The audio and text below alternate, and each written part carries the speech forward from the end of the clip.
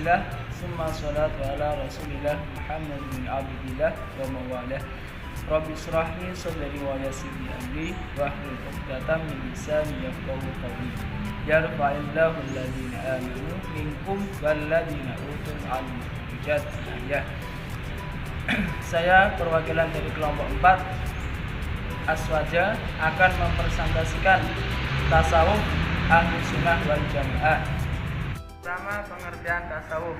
Secara etimologis, kata tasawuf adalah nisbat terhadap akar pada suf bajwal, sehingga memiliki arti memakai bajwal, seperti halnya kata takomus yang berarti memakai baju kemeja. Nisbat pada akar kata komis, baju kemeja. Bagi orang yang menjalani kezuhudan, sangat ditekankan kesederhanaan, kebersahajaan, dan kehidupan kasar. Dari aspek pakaian, bajwal sangat cocok dengan mereka. Di samping bajwal itu kuat, murah, kasar, dan cukup bagi mereka ketika musim hujan. Juga dapat cepat usang, sehingga mereka memakainya, yang di dalam bahasa Arab disebut tasawuf, memakai bajwal. Para zahid di lingkungan Arab dikenal dengan istilah sufi. Dalam perjalanan sejarah, para zahid telah ada sejak masa jahiliyah, baik mereka yang menjalani kesulitan karena motivasi agama ataupun logika. Dengan alasan yang sama pula, mereka juga telah ada sejak permulaan Islam. Hanya saja setelah muncul tokoh-tokoh populer seperti Robiah Al-Adawiyah, Al-Junaid, Zunun, dan lain-lain, dan tasawuf menjadi populer dan mereka menjauhkan diri dari kelezatan dunia, tersebar luas dengan memakai suf atau pakaian wol, maka nama sufi disematkan kepada mereka. Beberapa ulama definisi tasawuf antara lain, yang pertama menurut Abu Sa'id Al-Qaras. Menurut Abu Sa'id Al-Qaras, ketika ditanya, ia menjawab, orang yang disucikan hatinya oleh Allah, orang yang memasuki hakikat kelezatan dengan berpikir kepada Allah. Yang kedua, menurut Al-Junaid Al-Baghdadi. Menurut Al-Junaid Al-Baghdadi, tasawuf adalah al-haq, Tuhan yang maha benar, mematikan kamu dari dirimu dan menghidupkan kamu dengan zatnya. Yang ketiga, menurut Abu Bakar Al-Qahtani. Menurut beliau, tasawuf adalah kesepian, sofa, dan penggiatan musyahadah. Yang keempat, menurut Abu Bakar As-Sibli. Menurut Abu Bakar As-Sibli, tasawuf adalah ma'rifat kepada Allah dan puncaknya adalah mentauhidkan Allah. Yang kelima, menurut Al-Bisri Al-Hafi, seorang sufi yang bersih hatinya kepada Allah. Sebagian mereka juga berkata, sufi adalah seorang yang bersih dalam keserasian hubungan dengan Allah dan bersih pula karomah Allah kepadanya. Istilah sufi, menurut sejarah Ibnu Khaldun tahun 732 sampai 784 Hijriah atau 1332 sampai 1382 Masehi. Istilah sufi dan tasawuf belum dikenal secara luas di kalangan masyarakat pada abad pertama Hijriah. Istilah sufi dan tasawuf baru dikenal secara luas sejak abad kedua Hijriah. Pada masa Rasulullah SAW sendiri tidak seorang pun dari sahabat beliau yang menyandang gelar sufi.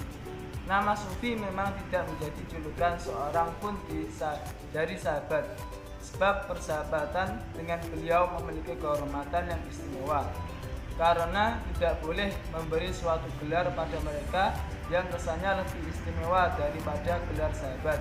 Tetapi tidak dipungkiri, para sahabat adalah teladan kaum sufi dalam kezuhudan, ibadah, tawakal, fakir, ridho, kesabaran, dan ketaatan kepada Allah. Mereka memperoleh semua itu karena barokah persahabatan mereka dengan Rasulullah SAW. Tasawuf dan kehidupan.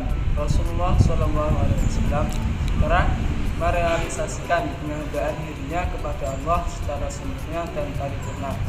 Ia merealisasikannya pada puncak yang tidak bisa dilakukan oleh selainnya atau seorang pun, sehingga berat ibadah hidup dan sholat ibadah hidup dan matinya hanya untuk Allah, Tuhan semesta alam. Rasulullah telah merealisasikannya penghambaan dirinya kepada Allah dengan sempurna, sehingga Allah memberinya kemuliaan dunia dan ukhrawiyah. Di dalam Al-Quran dijelaskan ayatnya yang berbunyi, Qul inna sholati wa nusuki wa mahyaya wa mamati lillahi rabbil alamin. Tasawuf dan ilmu pengetahuan. Bicarakan ilmu pengetahuan dan filosofi berarti membicarakan tokoh-tokoh puncak dunia ilmu pengetahuan. Kaum sufi memberikan kontribusi paling besar dalam dunia ilmu pengetahuan Islam, yaitu dalam bidang ilmu agama, fikih, tafsir, hadis, dan akhlak. Contoh tokoh sufi pertama dalam dunia persufian yang diakui oleh seluruh ulama Ahlussunnah wal Jamaah yaitu Al-Junaid Al-Baghdadi. Dalam penyebaran Islam, jasa-jasa kaum sufi amat besar. Mereka menyiarkan dakwah Islam ke berbagai penjuru dunia.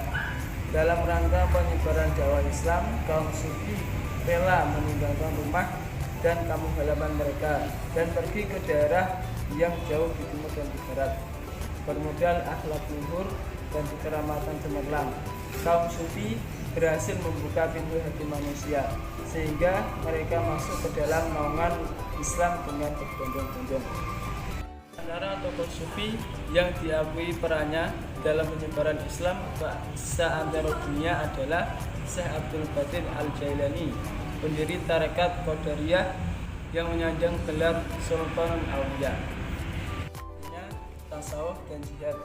Jihad di jalan Allah melawan orang-orang kafir dan politeis yang tidak mengenal Tuhan, termasuk amal ibadah yang paling utama menurut kaum sufi. Karenanya dari waktu ke waktu kaum sufi selalu berada di barisan terdepan di medan jihad. Selanjutnya, tasawuf dan syariat. Di antara kalangan mereka yang berupaya menyudutkan kaum sufi dan tasawuf karena dinilai banyak melakukan penyimpangan. Sebenarnya tidaklah sedemikian. Hal ini dapat dilihat dengan memperhatikan fungsi tasawuf sebagai jalan menuju ma'rifat kepada Allah yang harus dilandasi oleh konsistensi secara total terhadap syariat. Tasawuf dan kemunduran umat Islam. Benarkah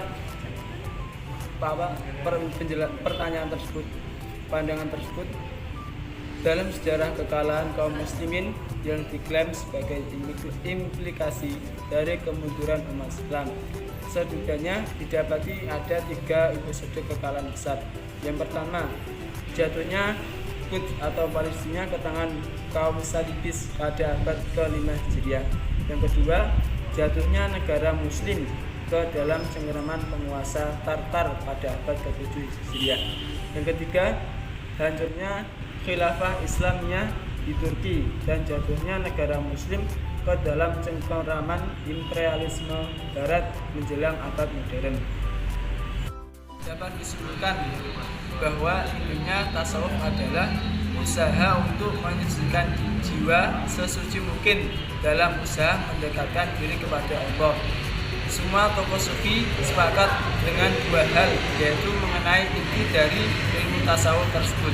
Yang pertama, kesesuaian jiwa untuk menghadapi Allah yang Maha Suci. Yang kedua, upaya pendekatan diri kepada Allah. Hakikatnya tasawuf didasarkan pada Al-Quran dan hadis.